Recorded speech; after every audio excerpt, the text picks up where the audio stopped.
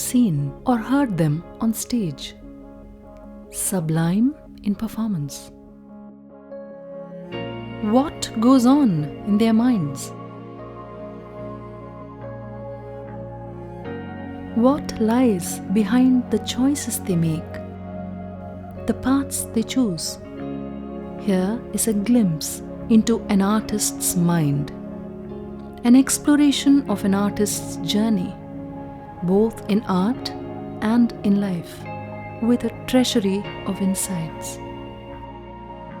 It is about who they become as they evolve into artists, their transformation through the struggles in that journey. Discover the human behind the artist.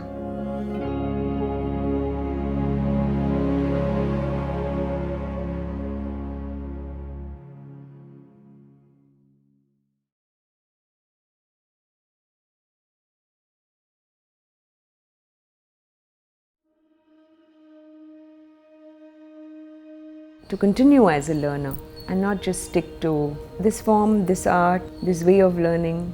I think nourishment from different forms of arts is very important. So otherwise it's so possible that each thing is so deep and wide and large that you feel full and enough that there isn't something to look out for.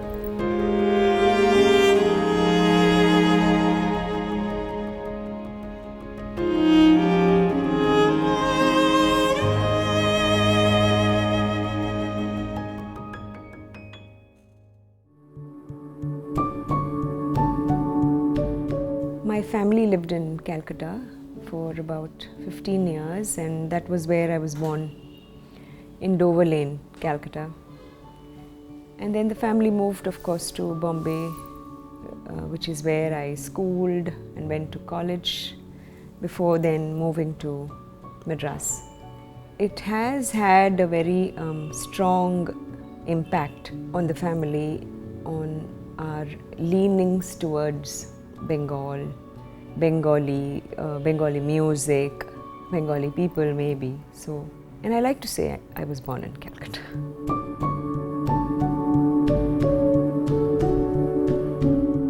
My father moved jobs, and that's how the family moved, and I lived there till I was about 24 years of age. Like I said, schooling, college was all Bombay. I can't say Mumbai as yet. It's still Bombay, Madras, Calcutta for me. My parents taught music at home, and my earliest memories of my father, or probably the primary memories of my father, because he moved on when I was 7 years old, was him waking up in the morning at 4 a.m., tuning his tambura and singing, and thereby waking up everybody in the household. I actually remember my father's singing voice very vividly, not so much anything he said or the sound of what he said. My brothers and I were in a home which was full of music students, because both Amma and Appa taught music. So from morning until I went back to sleep, there were students who came in and went out. I remember I associate specific songs with specific voices. Even now, if I have to sing Sri Rajagopalan Saveri, it is Sharada Mami's voice, who I have never met for more than 40 years, but I can hear that voice in the back of my head. So we woke up to music, we went to sleep with music, and I used to think for the longest time that this is how everybody grew up, with music around. So there would be people who walked in and discussed music about some concert that my parents went to. I hadn't been to a concert, if I remember, until I was 20 years old. I haven't heard any concert. I've heard my parents sing, their students sing. But the house was full of discussions about a certain ragam, a certain gamakam, a certain style, about practice, about music being a form of prayer when it came to my father. but music being a pursuit when it came to my mother. So these very diverse, very strong, impactful impressions were created as I was growing up. But my mother, being what she was very attracted to all forms of music. So she had the windows and doors of our house open to anything that sounded beautiful. And when I say anything, it meant film music, it meant a CD of ABBA or ABBA, or not a CD, a cassette that someone had gifted. So that would keep playing. And then we had this flip cassette player. So you finish the side and then you turn the side and then you turn the side. So, and then the Marathi music that came from around the hills in the vicinity, from the Ghatla village close to which we lived. So lots of music entered our house all the time, and we woke up to hear Sangeet Sarita. We heard Fauji Bhai at 3:45, and we often heard Binaka Geetmala. So, and of course, through the day, like I said, the foundation, the edifice was the Carnatic music, Viriboni Varnam, Abhogi Varnam, and in between, in the house had just 2 rooms. So one part of it would be my mother teaching Viriboni or Abhogi Varnam, and the other part, my brothers and I just like straining into the Philips transistor and listening to Fauji Bhai. So all kinds of music coexisted, and we grew up believing that each is equally beautiful, equally important to us. Some of my friends, when I moved to Chennai, they said, "So have you heard so and so in Bombay when you lived there?" I said, "No." "Did you ever go to Shanmukhananda? Because we've heard of Shanmukhananda G&B concert." I said, "No." So it's only then when I thought about it, I think it might have been a logistic issue, 3 children at home, the parents going, and then post my father, maybe my mother went to hear the concert and had someone babysit, and I really don't know why, but I somehow believed that it was a good thing. That the only music we heard was something which was organic, which was homegrown, and coming from several sources, but at home. I can really count the number of concerts I've attended until I was 24 and I lived in Bombay.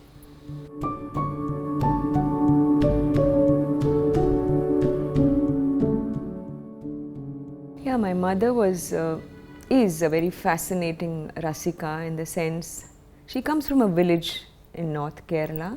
She went around, as in she lived in Calcutta, and then she lived in Bombay, and she has always admired and absorbed and kept her ears open, and so our house, our home, open to all forms of music. Not just that she allowed the music to seep in, she made sure that I learned every form of music that she could make available for me. I remember walking down Sindhi Colony, which is very close to where we stay, and we could hear a class going on. There was a male voice and there was a female repeating, and the door was kind of semi-open. I think this was when I was in school, and we were walking straight in some direction. Suddenly she pulled me towards her and she said, "We are going into that house." The board read Mr. David, and we walked in, and I kept nudging her, "How can we just go in? How can we go to this house?" She said, "Va, va, va, va, va, va." And then she took me in, and one gentleman was teaching, a young lady, and then she just plonks herself and me in that room, and unmindful of what was happening, the class goes on. At the end of the class, she requests him, "Can you teach my daughter?" And that's how I learned from Guru Gautam Mukherjee. He was teaching Sheila David, his student. So that was my mother, whose interest and in everything that was going around was. So this is how she made me learn from so many great teachers, great gurus. She did everything she could. It was, in fact, that was the only focus, not just her focus, but she made it the focus of the family.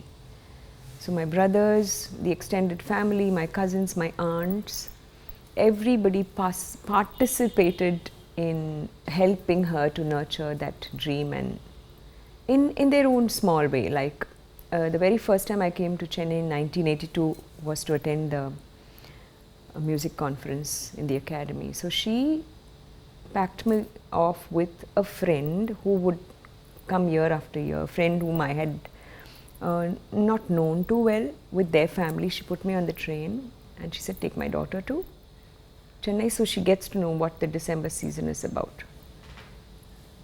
This was in 1982. So now when I think back, I don't know how many people will do that. That's why I say extended family, friends, everybody is supported. Just maybe to plant that thing in my mind that this is what happens in December. This is Carnatic music, etc., etc.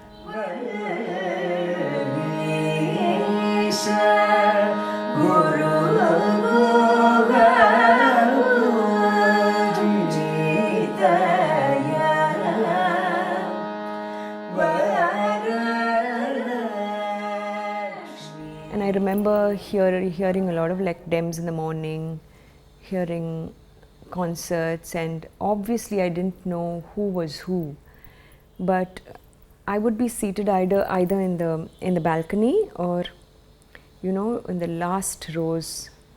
And the moment someone walked in from the VIP door, everybody around me would buzz, oh, this is this, this is this. So I'd say, oh, that means that's somebody. And I remember very distinctly, if I could draw that man out. He was in white, and if you look at him, you would believe that he knows all the Carnatic music that is there in the world. So he looked at me and he said, the Purvi Kalyaniya, Kalyaniya. So that was a very funny thing, that I thought that you assume everybody knows, but they don't know. And people would be taking down notes, and there were youngsters' performances, and there would be greater legends walking in and walking out. So I took it all in with, I think, from a distance, with the comfort that I'm just a visitor, not that there was something that I had to study and appreciate and connect with. I didn't know. So it was scary because you are suddenly thrown into a hall where there are 700, 800 people, and everybody is making the right noises at the right place when the music is going on. So yeah, it was very different from a typical Bombay scene. I was sure that I would never return, and this is just a one-off thing. My mother kept nurturing this dream with a steel resolve through the years of my growing up, that she wanted me up there on the stage. And somewhere along the lines, when I started realizing that this is her dream and I have been following it without realizing that this is her dream. She put me on stage much before I came into the Madras, to visit the Madras Music Academy. So in Bombay, we lived in a very beautiful apartment complex called Uttam Society. And there were 11 or 12 buildings. We use the word building in Bombay, not apartments like we use in Madras. And every building was named after a ragam. I don't know how we landed up there. My building was called Basant. We had Basant, Bahar, Kamboji, Mohanam, Shama, Varali, Sahana. So even now when I've reconnected with many friends from the past, my phone carries their name as Sahana Kalyani, because my friend is Kalyani, but she lived in Sahana building. So, and that's how we speak at home. In the Mohan, Bhairavi Mohan, that kind of a thing. So we lived there, and we used to celebrate Ganesh Chaturthi because we were in Bombay. And every Ganesh Chaturthi meant a 10-day festival of music, dance, theatre, everything, food, kolam, flowers, everything attached to beauty and aesthetics. So my mother started slowly putting me up on that stage. I might have been in class 4 once, and there was this huge stage erected, Ganpati Pandal. And on the first evening, she had decided at 7 p.m. I'll go and sing a film song on the stage. Now at 7 p.m. the few friends that remained after my mother said that they mustn't play with me because I had needed to practice, they were meeting in a house to play something. So I was just walking around at about 4 p.m. because when you see all this happening, then in the colony, all the children come out and they see all the fun, the pandal being erected, the mic being set up. And the mic guy was testing mic and he was setting it up. So I told him that I want to check the mic, can I check the mic? He said, yes, of course. So I went up the stage with 2 of my friends in the audience seated, and I finished my performance. The 2 songs that I sang, had to sing at 7 p.m. I finished. And sneaked into my friend's house and did not appear till 9 p.m. outside. So in my mind I had finished. I think those must have been my first steps of retaliating.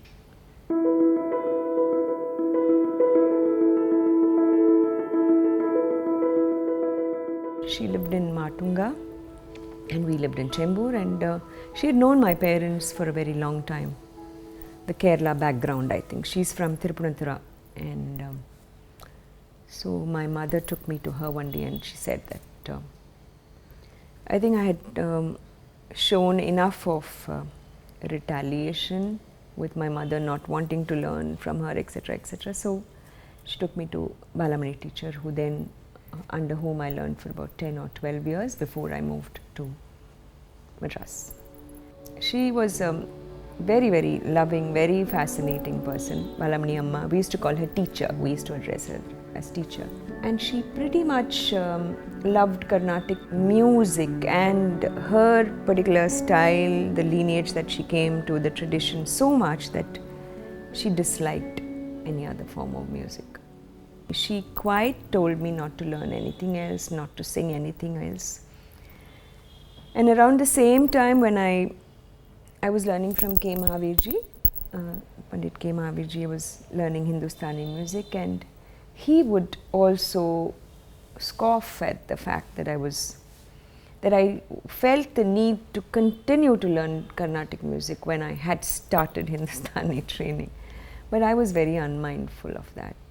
So I used to take the 8 limited bus from Chembur, and we were a few of us would go to class, get off at Matunga bus stop, and that walk from Matunga bus stop to my Balamani teacher's house was, so Matunga was a typical vicinity which had a generous amount of South Indians, but also a lot of Gujaratis who kind of sported many shops along the way, alongside the road that I went, that led to her house. And they would be selling fabric, or there would be some other stores with farsan, papdi, all of that. Then on the right side there was a nice, very old South Indian temple called Astika Samajam. Then you go a little further, there's Bhagavati stores, so there'll be nice coffee aroma. On the left side there was Giri stores, the first branch, playing all through the day. They'll be playing all the old bhakti music. Then you go further, Balamani teacher used to live in a chawl on top of Zandu Balm Medicals, which was where the Matunga vegetable and fruit market was. So my class would be typically at 10:30 in the morning for some years, and then 4 p.m. For many years. So that's when the fresh stock of vegetables and fruits arrive. So every time, even today when I think of a class, I think of how I had to wade through those trucks that were just offloading the tomatoes or the bananas or the kottamalli, and then I have to be very careful because I'll either step on a rotten tomato or a banana peel. If not anything else, there will at least be shreds of coriander on my footwear, which she used to hate. And then go up this wooden stairway to her house, a small little 1.5 room house, which had a door which was permanently open but permanently closed, as in only we knew that we could open it from outside. She had latched it from inside, the grilled doors. And she would be sitting all prepared with lots of notation papers around us, because Mommy's thing was to teach us and send us to all the competition, and she had over the years established herself as a guru who sent her students to competitions who only won the prizes and came back. She was someone who would offer so generously. She would climb up the loft and take off old books of notations. And if she sent 5 of us, all 5 would sing different repertoire. But we would learn everything that the other learned. So for example, if it was Dikshitar, Muthuswami Dikshitar competition, for the next 2-3 months she'll be only teaching 20 compositions, and at the end of 3 months she would decide who will sing which for the competition, or provide that list of 4 or 5 songs. And class would go on for 2.5 hours or something, and she was very, very particular about notation, the art of notation. Everybody had to write down the notation very neatly in a white sheet of paper with a thick pen, the swaram in blue, the sahityam in red, and all the lines maybe in green or black. And as much as she was interested in making us learn the aesthetics of the song, she was very particular. We had nice notebooks with everything written, notation, which she kind of drilled into us. So this was 10 years. And what was very beautiful is if she taught us Neraval for the first time, it would almost be like an event. So if it was January, she'll say March 15th Neraval class. So through January, through February, like there'll be teasers, Neraval, and she will just sing one line of some Neraval of some line, March 15th. So she will build it up for us in a way that none of us will then miss that class or the classes after that. So whether it was Neraval or the first time she taught us a Neraval, the first time she taught us what it is Ragam, Tanam, Pallavi, it was almost like a lecture demonstration, one which I've never heard ever since, though I may have heard many. She will tell us what is Pallavi, na, Tanam, na, Ragam, Tanam, Pallavi, Pallavis, Padam, Layam, Vinyasa. I can hear her voice say that to me. So she would prepare a 20-minute kind of a prelude, and then she would make us write down and then she would tell us how Periyava Ennalam Pallavi, Alattur in the Pallavi Padirkar, Madhuramani Mayar. It was a complete encyclopedic session of hers into the world of Pallavi. So many classes like this were eventful and will always remain etched in my mind every time I attempt to sing a Neraval or a Pallavi.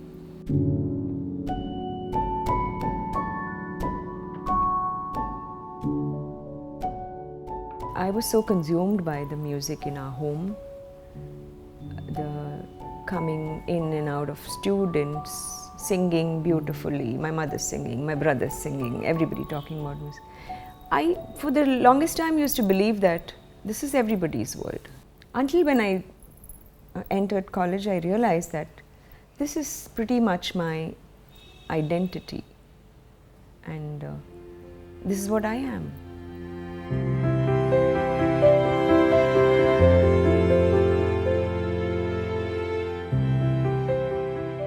I was in college, and there is a sabha called Chembur Fine Arts in Chembur, and it was a 3-day festival. First day concert was by D.K. Jayaraman sir, accompanied by my guru. And the second day I was singing in an orchestra. I was singing film music, and the chief guest was my guru, not my guru then. And the third day, the concluding day, was my guru's solo with G.G.R. Krishnan sir, Karikudi Mani sir on the mridangam. So there were several seats, and there was a lot of space on the floor, and I remember sitting like right up, like if he pointed the will, it might touch my nose kind of proximity, because that were the amount of people like hanging out of the ceiling, almost waiting to listen to me. Something happened within me in terms of the student in me that evening. I urged my mother that she must go and meet him with me right after the concert. I don't remember doing anything like that before. And my mother was hesitant to do that, but I kind of forced her. And it so happens that my guru knows the family My guru has accompanied GNB along with Palghat Raghu sir for my mother's wedding, my mother and father's wedding in Calicut. That's where she lived and where she got married. So, and he immediately recognized her. It must have been 30 years or more. And he invited himself to our home in Chembur. He came the next day, and my mother made both my brother and I sing. And sir told my mother, Sita, if you send her to Chennai, I will teach her. So already I was like drenched in that experience of his concert in a way that no other music had kind of impacted me. And here I hear these words. Not that my mother immediately agreed to send me, she did not. But I came here in August 87 to be part of the YACM concert festival.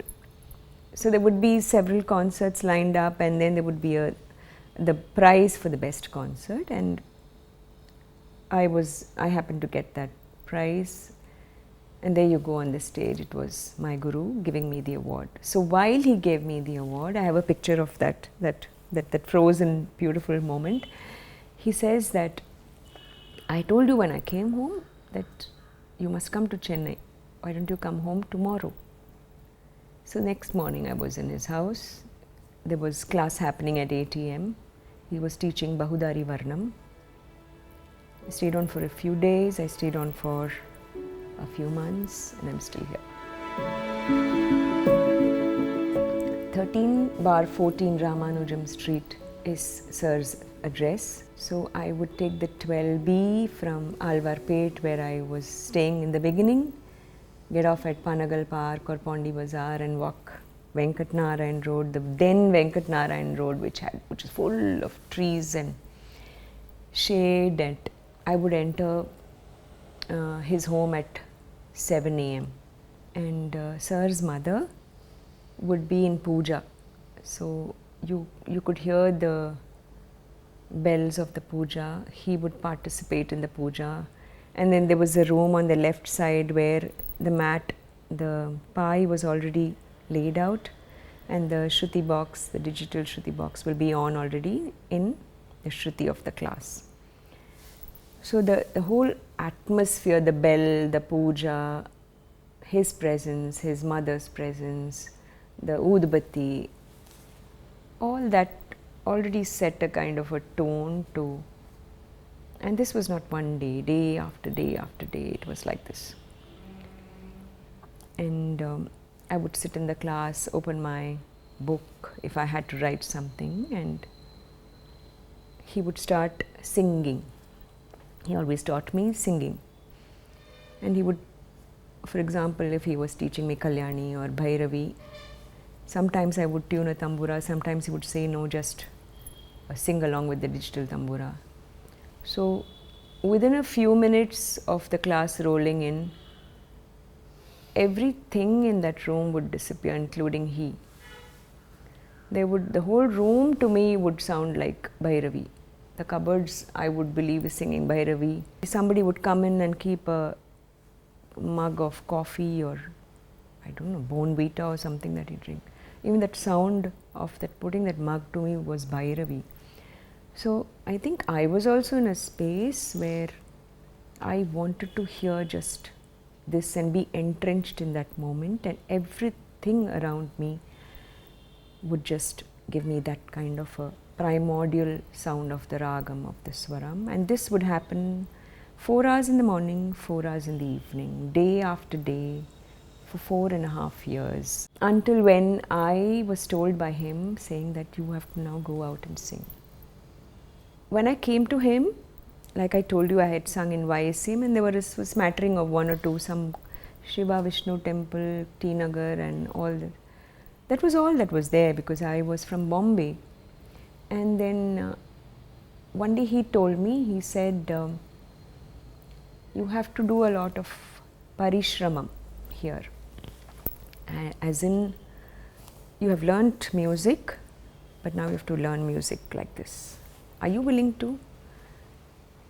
I don't know if I knew what he meant, but I just wanted to say yes to everything that he said, because there was something that had moved me so deeply within about him, his music, his presence, as though this was the moment, or these were the moments I've been thirsting for the longest time, or as though life was prepared me all these years, given me all the different experiences, forms of training, singing, whatever in Bombay, to be able to train from him, or to be under his umbrella. So I said yes, and then he said, then there is no need to look at a mic for the next 2 or 3 or 4 years.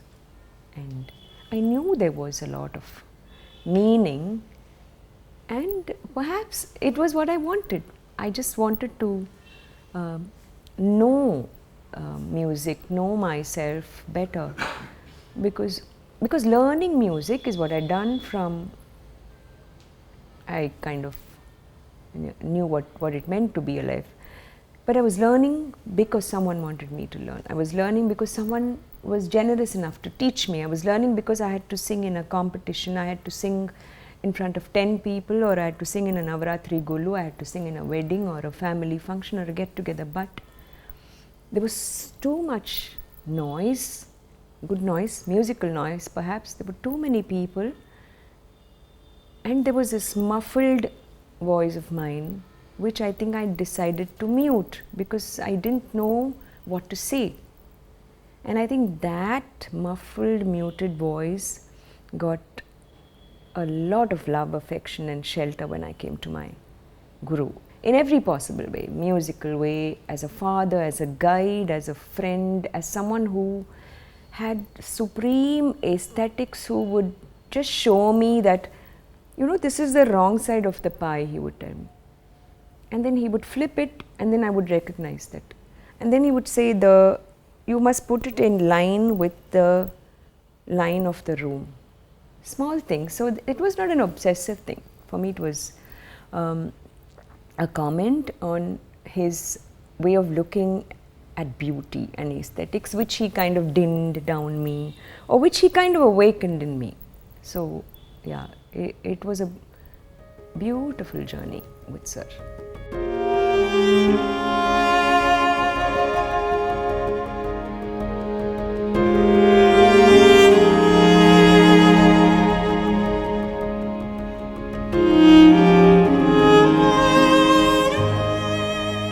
I missed Bombay for the Bombayness, the non-callant attitude, you go your way, I go my way, but I'm here for you kind of Bombay thing I did miss, but I loved Chennai. Because if I think of it, it was my home where I stayed, and then it was my Sir's home, 13 by 14 Ramanujam Street. In between I was just with myself, negotiating with my own, recollecting what he said in Kalyani, in Bahudari, where I had to improve, where I went. So my 12B bus journeys were full of my class. I did not know anybody here, and nobody cared where I was going. So that was a relief, coming from a city where I knew every nook and corner of, a city where people knew I was singing, people associated me with singing. So I loved that move, and I suddenly thought I'm able to breathe. Never mind if it was very South Indian, it was intense, but I loved that space and the sounds and the aromas of Madras. So when I came to him to learn from Sir, it was a passage in his life when he was not traveling too much, he was maybe not performing too much. So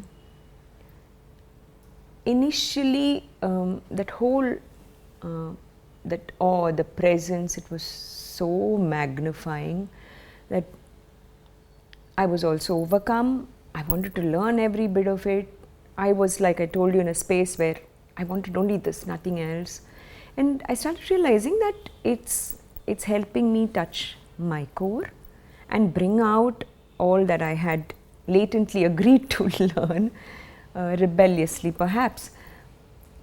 But there were many, many moments when I felt, and I have voiced to him saying, when I realized that he was starting to expect a certain kind of perfection and a certain kind of parishram and maybe an outcome of it in a very gentle way. When I started realizing it, there were times when I just wanted to not make him believe that I will be doing it, not run away from there. But I didn't want to give him the hope, because what if I can't, was a constant thought. But I didn't want to go away from Madras or go away from class. That was my anchor in life, to come back for this 4 hours in the morning, 4 hours in the evening. But I started inside me, that was brewing and it was boiling over that. Will I be able to do that, that silver lining that he's saying and which he's starting to express? Will I ever be able to do it? And what is it that I have to do to get there? So, but well, I've pulled through. So, I learnt, I also unlearnt, I relearnt with my guru, which he made me understand in a very gentle but also very firm way. Because as a student, as a teacher, as a performer, he was on a journey of having understood music from different perspectives, from different sources, because he had accompanied, when he was 20, the great G.N. Balasubramaniam, Aryakudi. He had accompanied Madhuramani, Alattur. All of them were 20 years older. And then he went on to play along with 4 generations of musicians, all along keeping his solo recital very important, as a very important part of his musical journey. So his sources from the things, the various sources from where he picked his musical sensibilities, which then were revealed in his style of teaching, his music, his playing, every word that he said, every swaram that he spoke of, screamed of that richness, from that vitality of that sources. So for me, whatever he taught me wiped out any version of what I had learned before, with absolute joy and admiration. And sometimes I had to work to kind of achieve my guru-ness in that song. It wouldn't come to me easily, because I had a version playing at the back of my mind from what I've heard or what I've learnt or what I've sung and practiced many times also. But when I started seeing that small changes and knowing logically what it meant to be singing it in his version, one whole world opened for me in terms of that ragam or that kriti. Like for example, Meenakshi Memudam is a song I had not learnt before I came to him. But I had heard many versions after I moved to Chennai from recordings of great artists, other artists singing. And when I hear the version of Meenakshi Memudam from anybody, I knew it's a song that has been sung too many times. But there is something about that song that has been around, which reflects even in a new student. For example, in the Charanam, there is, and I've said this so many times, but every time I say it, I'm like just wrung with emotion of that class, that how he kind of quoted that particular line. Madhu mada modita hridaye saraye, Madhu mada modita hridaye saraye, Mahadeva. So this is the beginning of the line that I'm trying to illustrate here. It starts with Madhu mada modita hridaye sadaye, Mahadeva Sundareshwara Priya. It's talking about Meenakshi Parvati being the consort or the partner of Mahadeva Sundareshwara. So while he was teaching us, after many classes of having sung this line, he told us once मधुमद मोदित हृदये सदये Mahadev Sundaresha Priye. So between Mahadeva and Sundaresha, he said pause for a few seconds. So I don't even remember what I've heard of this line before. So the line would, like normally if I'm going to sing it out of a book or hear it from a cassette, I would just sing Mahadeva Sundaresha, or I would say Mahadeva Sundaresha Priya. So there's a pause when I sing it. But when he told me to delve in that 0.1 seconds, the meaning of that line, the context of that song, the musical alignment of that Purvi Kalyani, the ragam, the sahityam, the Muthuswami Dikshit, everything changed for me. It just became a world in itself, so much that even after 24 years that have passed after this class, when I sing this Kriti, I feel I am in a different space in terms of time, in terms of where I am, in terms of how I understood that class, how I understand Purvi Kalyani, how I understand Muthuswami Dikshitar. And so many more things which I cannot actually kind of express by words. But these were the moments that he would capture in every kriti or every ragam or every swaram or the enunciation of a word, which he would like then just go into layers and layers.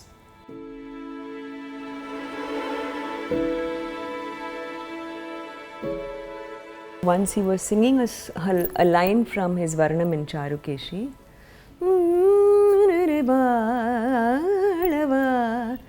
And then he said, does this remind you of any song?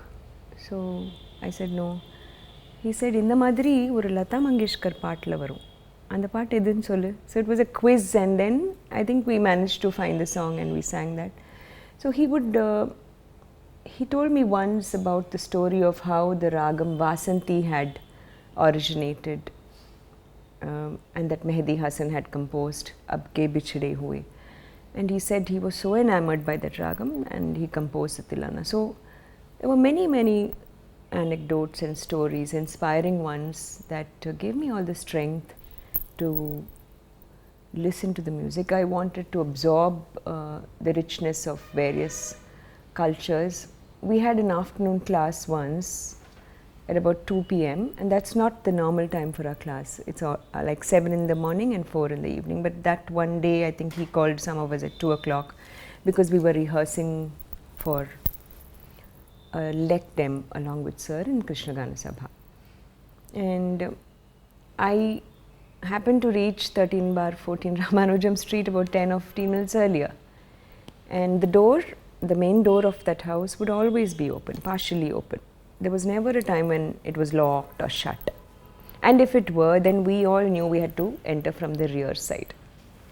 So it was kind of half open, and when I entered the main drawing room where our class happened, I saw Sir seated very comfortably on his cane chair, peering at the TV. And what was coming from the TV? Just Beat It of Michael Jackson. So I retraced my steps back. I don't know why. I feel so foolish and ashamed I did so. He knew from the lateral view that I was entering. So he quietly said, "Va, va, ulla va." Almost like he was at a live concert, and he had to talk very softly and not disturb. So I quietly went and sat behind him, and then I think 1 or 2 other students, they all came and we were all seated. And then I was so shocked, surprised, happy, all at the same time, that I was staring at him and not at the television, because marveling at this guru of mine, where I have landed, and the luck of my situation. And then he kept saying, "Anga paru, anga paru, ellarum anga parungo." And then the song lasted and it was over, and he turned and he asked me, "Patrikya, have you seen?" So, not fully saying yes, not fully saying no, I nodded. And then he just said 2 or 3 things before we went to class. He said that this man becomes the music. அவர் வந்து லயமா மாறிடுறார், அவர் வந்து இசையா மாறிடுறார். அவர் இசை, அவர் லயம் அப்படி இல்லை, எல்லாம் ஒன்று. அதுதான் சாதனை. He told me. He switched off the TV and when we went to class, I'm sure nothing in that class ever registered, because for days after that I was soaking in that moment of a guru who comes from a village near Trichy, a manner in which he's able to appreciate openly so many other things and share it with students and make them a part of his journey as someone who appreciates so much, so many other forms of music.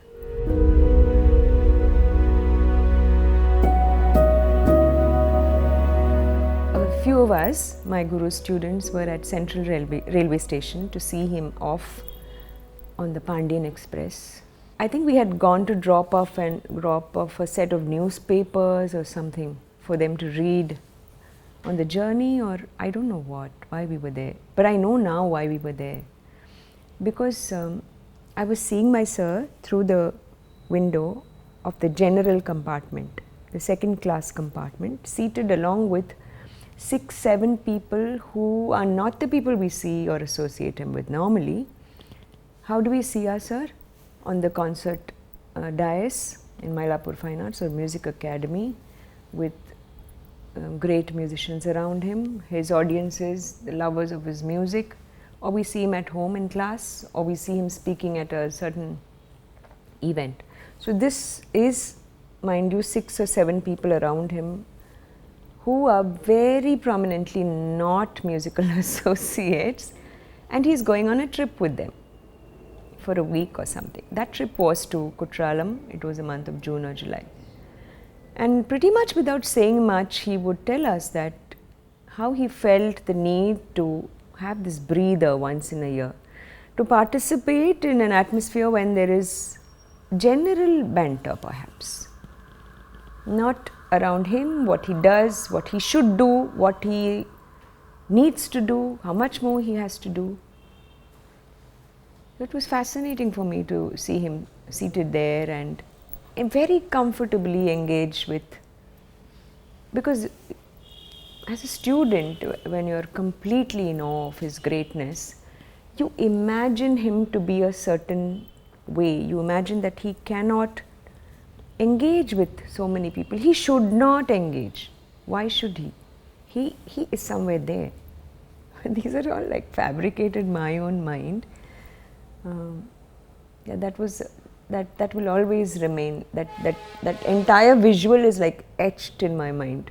The people, what they wore, what they said, what he said. We were there for about 20 minutes till the train departed. Another very funny incident is 13/14 Ramanujam Street. It was a 4 p.m. class, and we were all in a serious. He was teaching us Mamava Meenakshi, Neraval in Varali.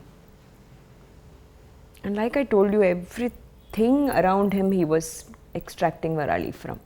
The most intangible, tangible piece of wood also had to sing Varali. That was how much he was working to get that Varali from out of us. And there used to be a large window with a grill with no curtains. So there was one man who came up there, pretty well dressed, and came right. So he's coming from a point of very lit outside, 4 p.m, nice summer, and when he peered in, there are no lights in the house, so it's pretty dark. You can visualize that, right? So he's like straining his eyes to see who's inside, and then he hears some music and he looks around, looks straight at my sir and says, "Avarenga," telling my sir's name. And at that moment, my sir said, "Avara, veliyur perkar." And that man says, "Seri, aprama avare," and he turns and he goes. So he's inside this serious Varali, and I wanted to laugh like till here, but just that moment, and then he came back to the Varali. So he used to have that very quick repartee, what to do when, because why should anyone disturb the flow of Varali in that room was his point, nothing else.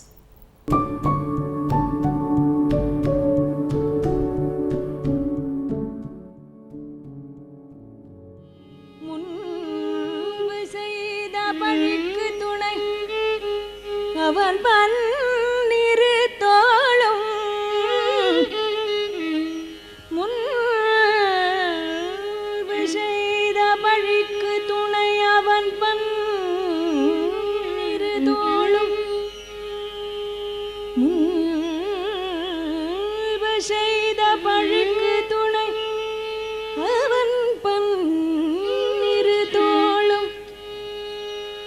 அவன் பன்னிரு தோளும் பயந்தத்தனி வழிக்கு துணை பயன் 92 when Sir said you can start singing, small concerts, half an hour, 1 hour. भजरे Sita Ram कल्याण वसन्तं भगवन्तं Hanuman. That's when I began, and I sang in some temples in Aripuram and T Nagar, Shiva Vishnu temple, and then I sang in Ayodhya Mandapam.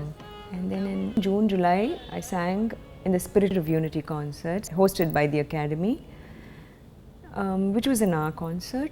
And then I think that was telecast in December. And in December, I had sung a few Decembers then with about 4 or 5 people in the audience, all of them belonging to the families of the people on the stage, obviously. But then 92 December changed everything, because people had watched the telecast, and on 13th December when I sang in Mylapore Fine Arts, I remember vividly, my concert was at 3 p.m. and 25th December every year at 6 p.m. the legendary Surdas sir sings at the Mylapore Fine Arts. So I used to live very close to the Mylapore Fine Arts. My mother and I, with my tambura hand, we just took a walk to Mylapore Fine Arts. And there were people outside, they were standing inside. When I was going near the stage, there were people on both sides. And I remember my mother saying, Yeshudas sir is singing at 6 o'clock. So people are queuing up for that. 3 to 5 was my concert. Then when the stage broke open, when the curtains were open, I had only seen seats till then, but then that afternoon I saw it full. There were people everywhere, and I still believed that people had kind of clocked in early and filled up the space, so later when they come they don't have to avail space for Yeshudas sir. So there was 5 minutes of an unrest in me, and then after that I knew that it's okay, they're all here to listen to the next concert. So yeah, 3 to 5 I finished singing, and I remember the secretary then came up and said, we've had this audience because your telecast was yesterday or something like that.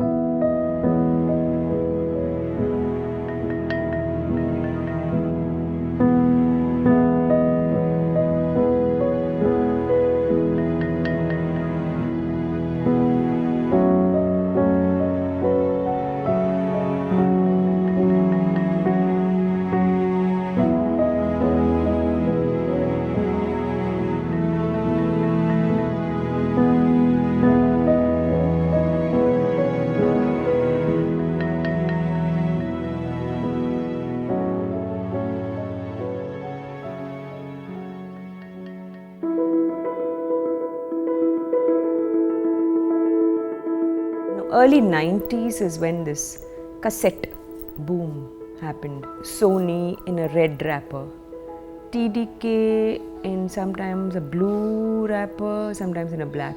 It always came from the Gulf. Anybody who came from the Gulf gifted a box of cassettes and a Nivea cream. And for my mother, if anyone gave her a set of that box, she would be beaming with joy. And then she would protect it, because every bit of that tape, that brown tape, had to be saved to be able to acquire some music in it, go to someone who had a lot of spool cassettes which they will convert to cassettes and then record for us. So in our first set of 10 cassettes, we had MLV Ammas Tirupavai, we had ABBA, we had Mehdi Hassan, we had Chalavahi Des of Lata Mangeshkar, and we had the Dance of Sound of my Guru.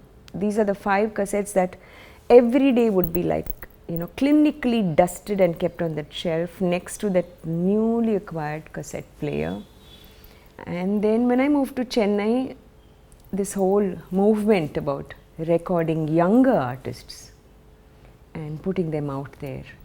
So we had companies like Sargam was the first company I sang for, which was floated by a Sindhi gentleman. And he would have an assistant called Hanumanta, Rao, who knew some music, but not Carnatic music. The Sindhi producer of Sargam knew no music, but he knew that this had to be tapped. This was potential field.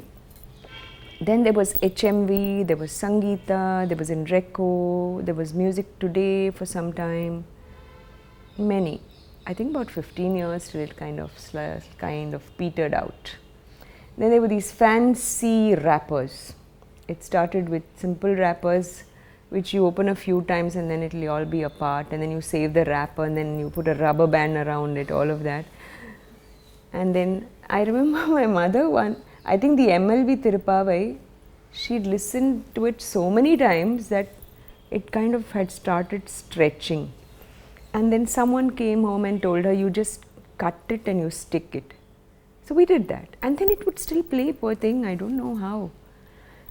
So, yeah, so until, but the good thing about all of us singing cassettes for all these companies, not that we knew what was, I remember doing 2 hours of music in a studio in West Mambalam with the mridangam and with the violin, all done in 2 hours. 2 hours of produced music recorded in 2 hours. You go and you start, you sing one concert, Varnam. I remember I sang Ilalo Pranatarthi, and then I sang something in Vantuvaradi, and Tilana and Vantukada. And then the recording engineer takes a break and comes back, and then we record another concert. So we reached there at 10, and by 12 we've left the studio, and then before you know, all the shops have 2 photos of you looking in some direction and with a little sleeve note about what we've sung, sometimes wrong, sometimes right. My name always misspelled. But the good thing about it is that this music has reached homes, it has reached venues, it has reached cities, countries where I have never visited. And it has reached people who have otherwise not heard me sing live even now, until now. Because now that they are able to email me, I have several emails that they say, my father bought this cassette of yours, I still have it in my shelf, and this is the music we grew up listening to. I hope someday I can meet you and hear your concert. So this is about 25 years ago, 30 years ago, 35 years ago, how much that little fragment of a cassette has done for our music, for us, and more importantly, the reach it has had with so many people who may not have had the access to music otherwise, in any which way.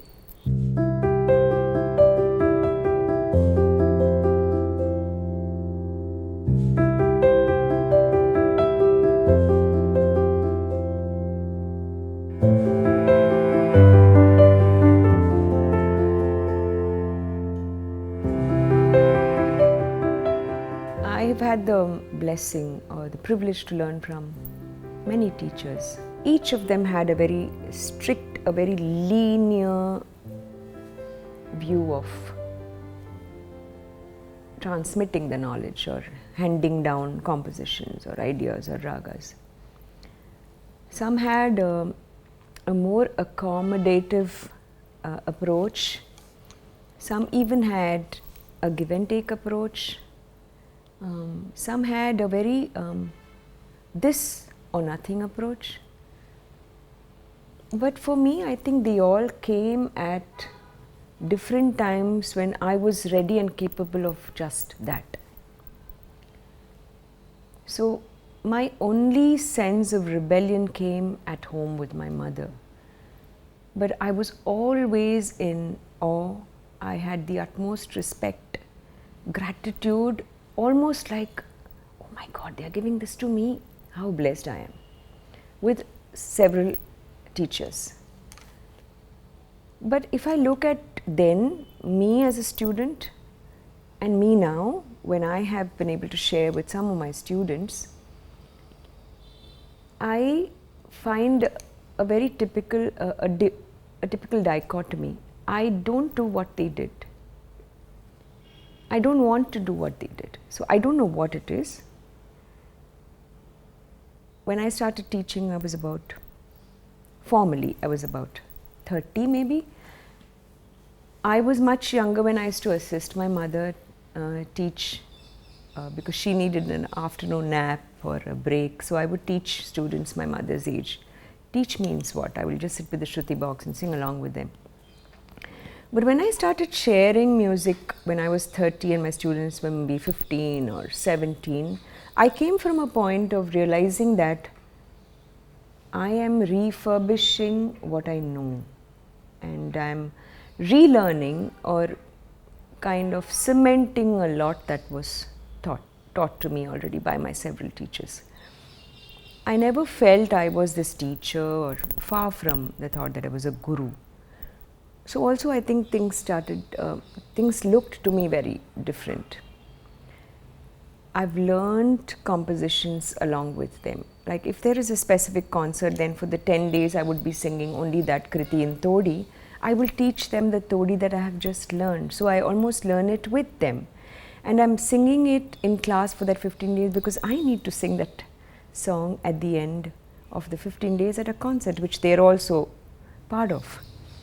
But for my teachers, I think they taught me what they had already learned, practiced, perfected and nurtured and honed. And so to come from that space of knowing a subject or a particular kriti or a raga pretty much is very different from someone like me who is new to the ragam, the kriti. So there is a lot of difference between the both. The pluses, having said that, the pluses are many.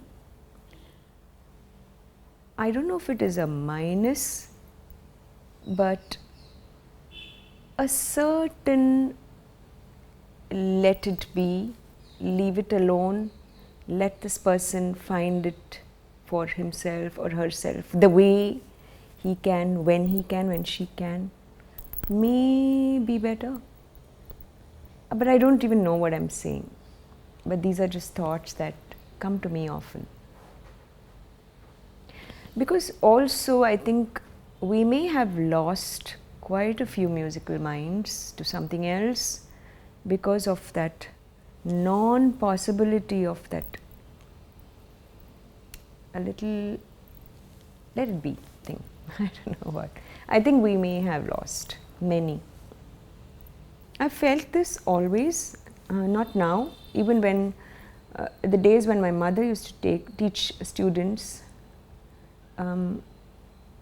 not in specifically with what she did or what she taught, but I feel especially in Carnatic music, music is taught with an approach of making a student a musician only. For example, I have questioned this: why should a student, 7-year-old, who doesn't know anything about classical music, the rigor of it, the rigor expected of it, be taught Sarali Varisai, Janta Varisai, Geetam in Maya Malabagaula for months together, and at the end of it, Malahari, a derivative of Maya Malagaula. I think this is for someone who would like to then be a singer or a musician, to hone his voice, the dexterity of the voice. But for someone who entered into this beautiful world, can we give them simple songs to sing, which they can sing in a few months? I can sing 3 songs, attitude or approach, or the approach of making him appreciate the music, enjoy the music, and believe that there is a life where this is a treasure for him to behold and make part of. I think that, if we could change, in my humble opinion, would do a great deal for the music and for everybody.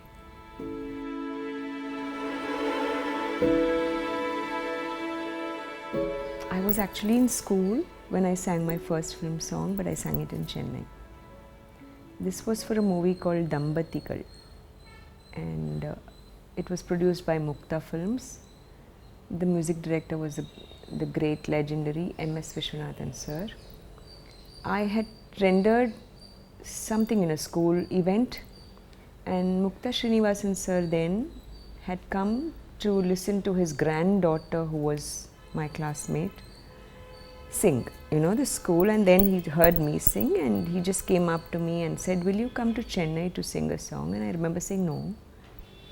And then he told my mother, "I want her to come to Chennai because she has to record a song. And my mother promptly packed me off with my brother to Chennai on a train, and I came. I was in standard 9. So I came to sing a duet with SPB sir. And this was recorded in the old AVM studios, large room full of strings, and there's quite a large room where the two of us were singing.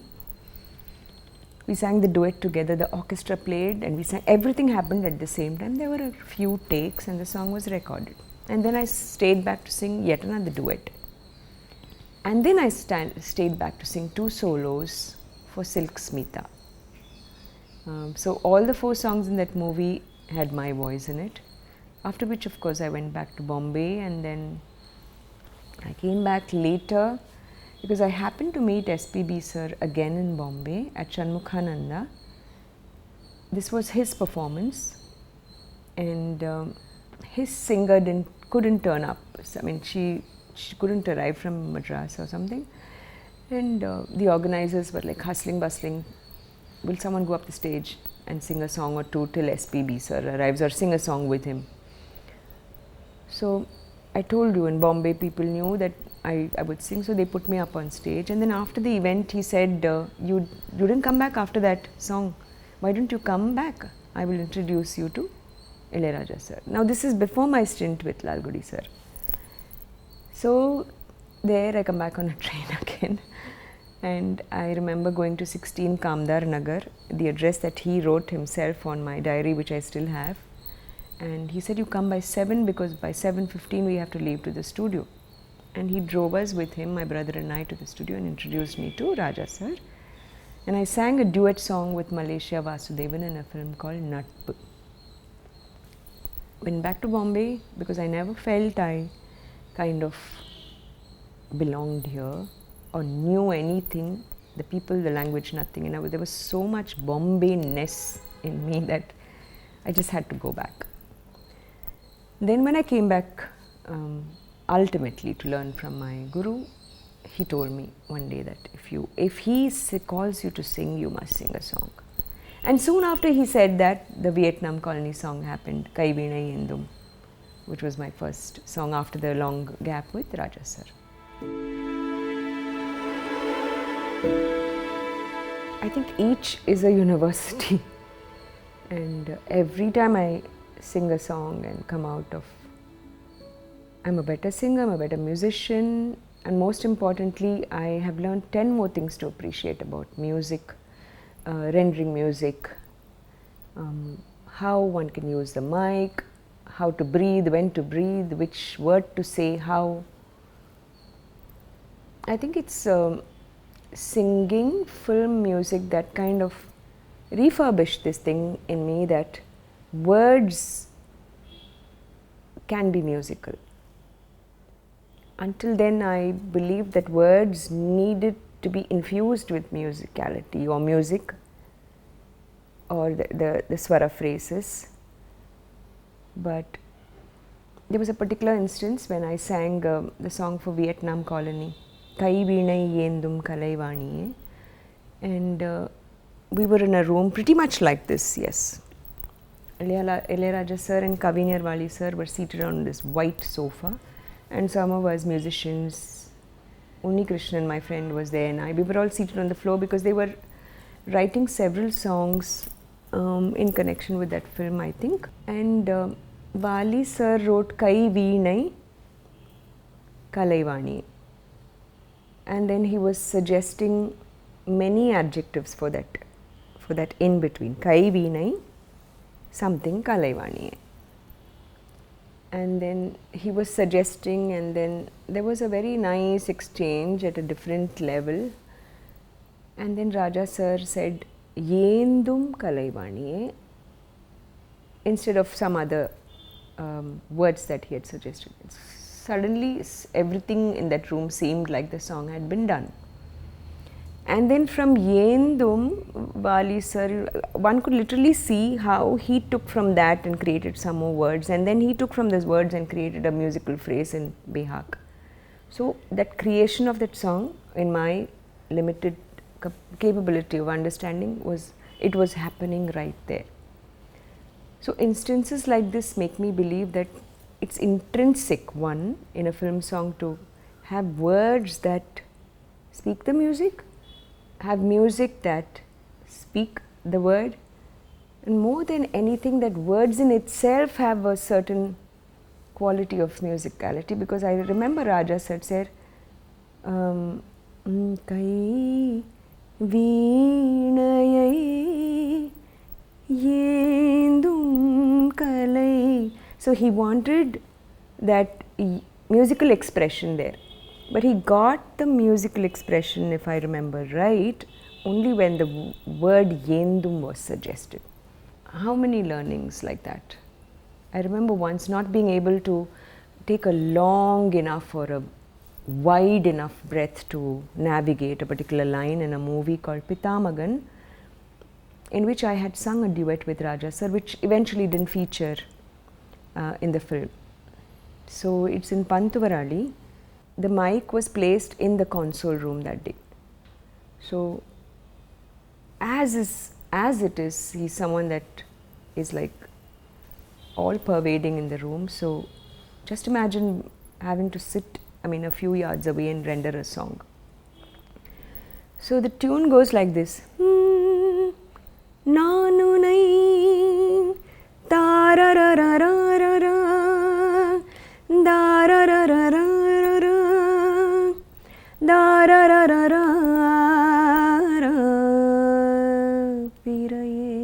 piraye. So now I had gulps of breath in between, right? He wanted that whole thing navigated in one breath, with the expression, with the shruti, with emotion, and with what he had visualized for that song, all intact. And he extracted that out of me then there. So he explained to me why it is not difficult to be able to breathe rightly. So these kind of things are what you end up learning from genius like him, because they know the music so much more before they even decide to give it to whoever, the singer. And I also know this for sure, that what they visualize of that song is lost several times over by the time it's conveyed to the singer. Because there are songs in which the composer have sung it themselves and any singer has sung it. But I feel there is so much more there. It's not about the dexterity of the voice or the pitching or the flow, but there is a world there that when passed down, I feel it's not like that. Purists who kind of don't talk about how much they listen to film music. In the beginning, I was worried that they will not readily accept that I had sung Vasigara, which was the song that became popular in comparison to many I had sung even before that, or the songs that I sang later. Nobody has come up to me to tell me that what they felt about what I did this. On the other hand, there have been many who have listened to Vasigara or Ondra Randa, who take a peep into what I do in my love for fine arts, and many have stayed. So I think it's a win-win situation.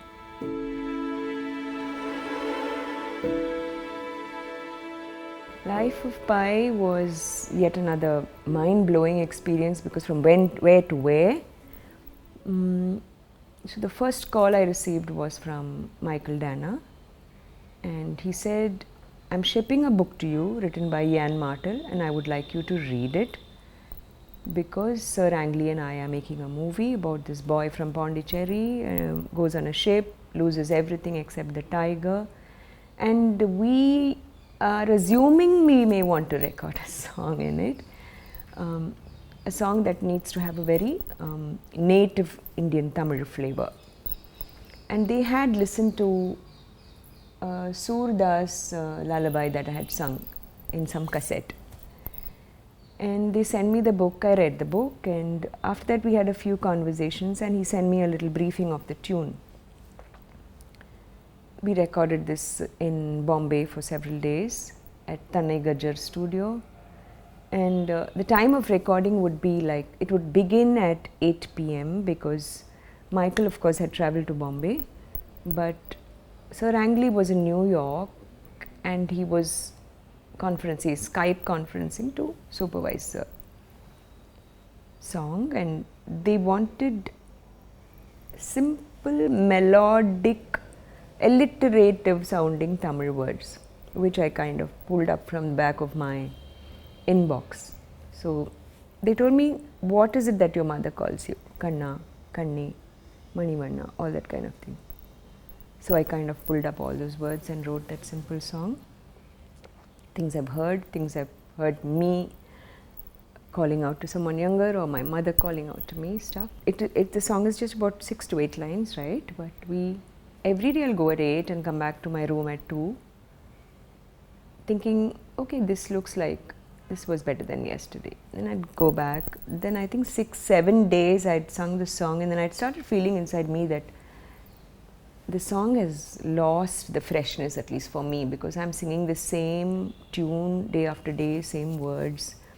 And sometimes, many times when I've sung a film song, the music director will tell me a take, second take polama, third take polama. But when the song is assembled and I finally listen, there have been many times when I've made out that was my first take.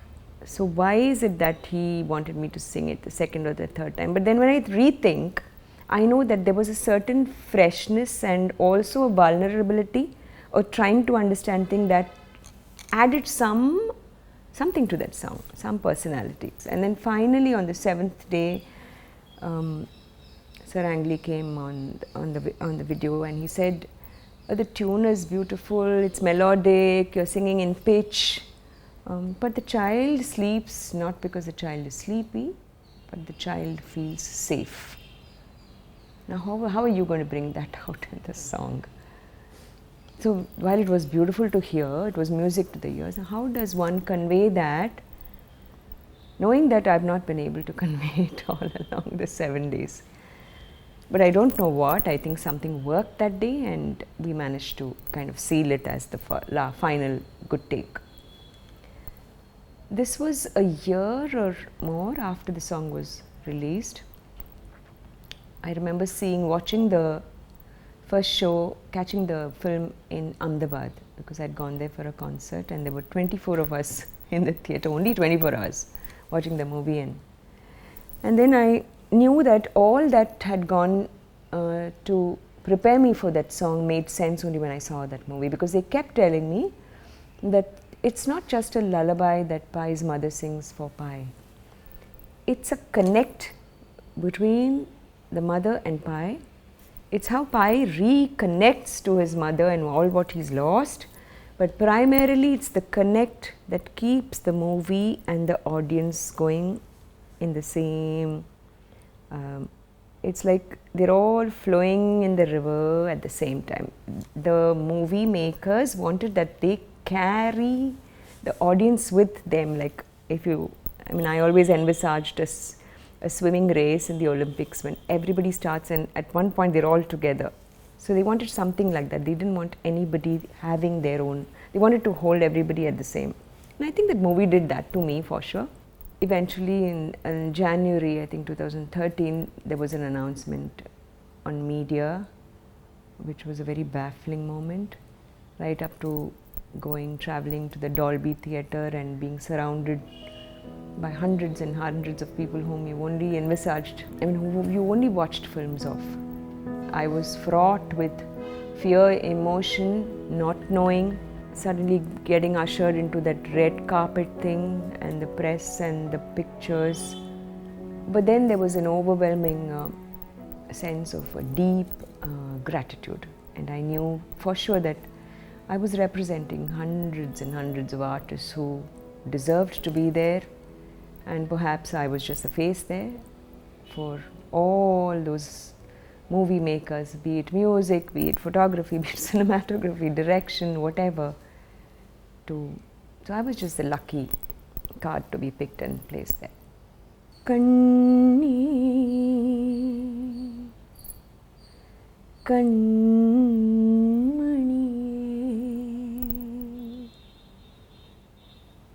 Kannurangayu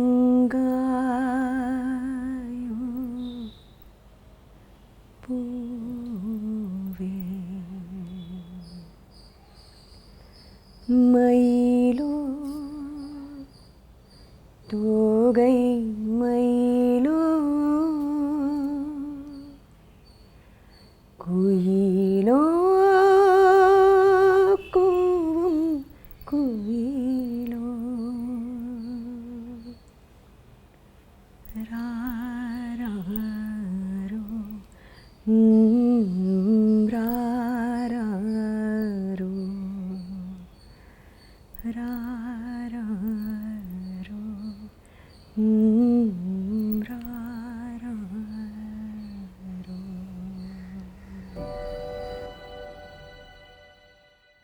Along my journey, I don't particularly look at anything as a failure, I think. They were all happenings. They happened, and they happened for a reason, and I'm only a better person every time. When everything is good, you're overjoyed. But when there is something which is not too pleasant, then it's an experience that you keep going back to, which teaches you to be a better person.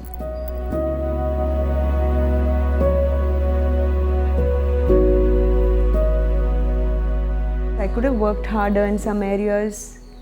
I could have let go in some areas. I need not have worried so much in some areas. I was too hard with myself many times. I retaliated a bit too much when it was not necessary. So many things. But it was beautiful. No regrets.